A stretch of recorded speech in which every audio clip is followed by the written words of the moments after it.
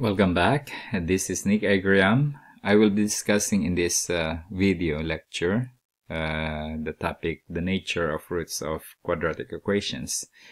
I was not familiar with the name, but the idea here is that when I discuss the quadratic formula, we have negative b plus minus square root of b squared minus 4ac divided by 2a.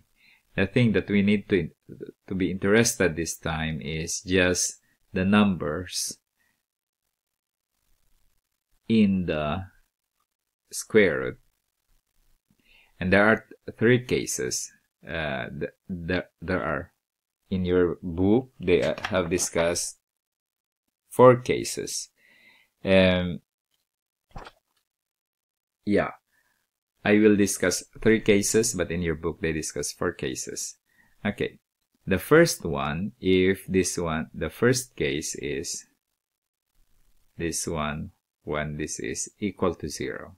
That means 4b squared is equal to 4ac. What happened when b squared is equal to bac?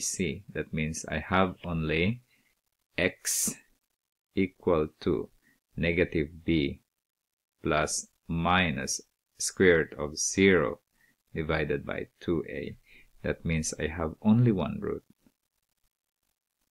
That is called the double root. The x sub 1, do you remember? The x sub 1 will be equal to x sub 2, and that is always negative b divided by 2a.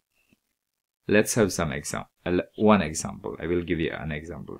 X squared minus 4x plus 4 is equal to 0. According to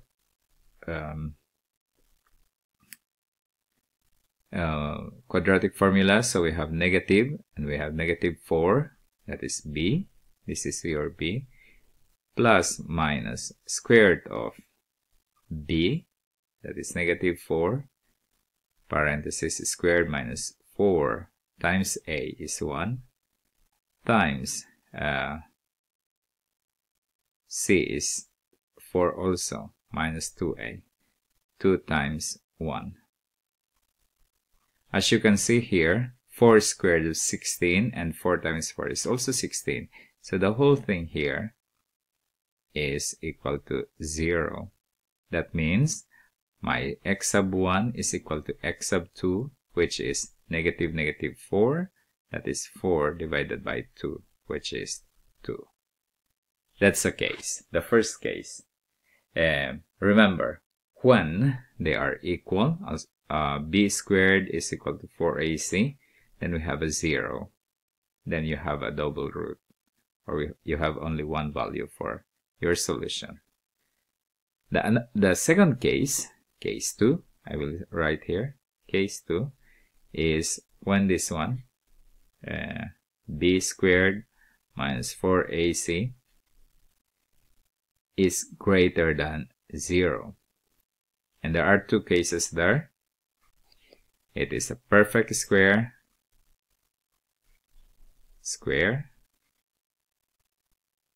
and not perfect square.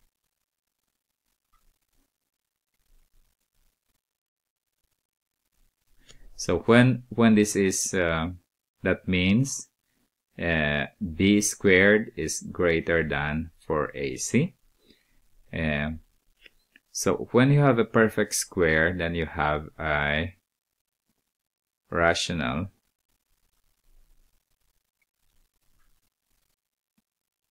solutions.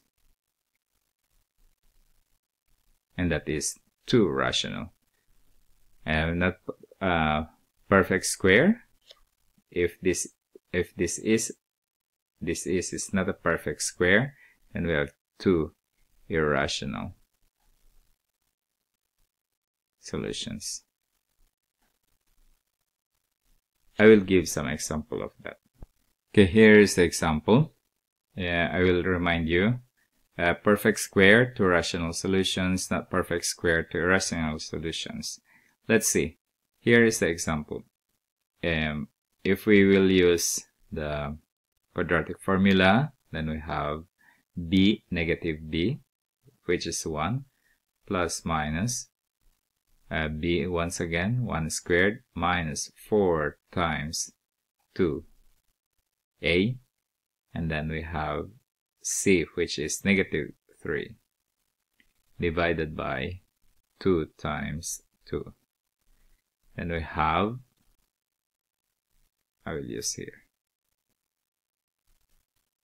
Then we have negative 1 plus minus square root of 1 plus 24 divided by 4. Then we have negative 1 plus minus square root of 25 is 5 divided by 4. As you can see, we have the first solution, x sub 1. We have negative 5 plus negative 1 plus 5 is 4. 4 divided by 4 is equal to 1. That is a rational number. All whole numbers are rational numbers also. X sub 2 is equal to negative 6 divided by 4. That is negative 1.5. Check my answer if I did it right. And this also, this is the same as 3 half. That is also a rational number. What if it's not exact? I will give you another example now. I have 2x minus x, 2x squared minus x minus 4 is equal to 0. So my solution will be negative 1 plus minus, we have negative 1 and negative 1, sorry, negative 1, negative 1 squared minus 4, a is 2, c is negative 4, divided by 2 times 2. And x is equal to 1 plus minus square root of 1 plus, we have 16, 32 divided by 4. X is equal to 1 plus minus square root of 33 divided by 4. As you can see now, 33, this one is not a perfect square. In compared to this one, it is a perfect square. So if it's if the numbers inside the square root is a perfect square, then we will get a rational solution. But if it's not, then we will get irrational solution, like what I said here. Okay, and the next case is case number 3. Case number 3. When the number inside the square root or radical sign for AC is less than 0. That means it is negative. Negative. When you get a negative square root, then there is no, it is always no real solutions. If you will continue your studies in mathematics, then you will see that there are also other numbers. Aside from real numbers, there is what we call the complex, the imaginary numbers, sorry. Imaginary numbers. Imaginary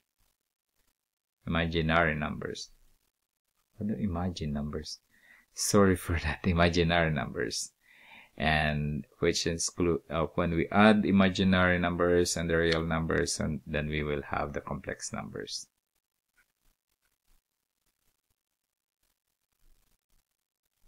Those two is not, I think, included in your course in grade 9, but maybe in grade 10, I don't know. I am not familiar with your curriculum right now. I'm just following the book that you have, but I hope I will discuss these imaginary numbers and complex numbers later when I'm going to discuss other let's say chapters in your book. So next time is sum and product of roots of quadratic equations. It's an interesting discussion that I'm going to do next time. See you then.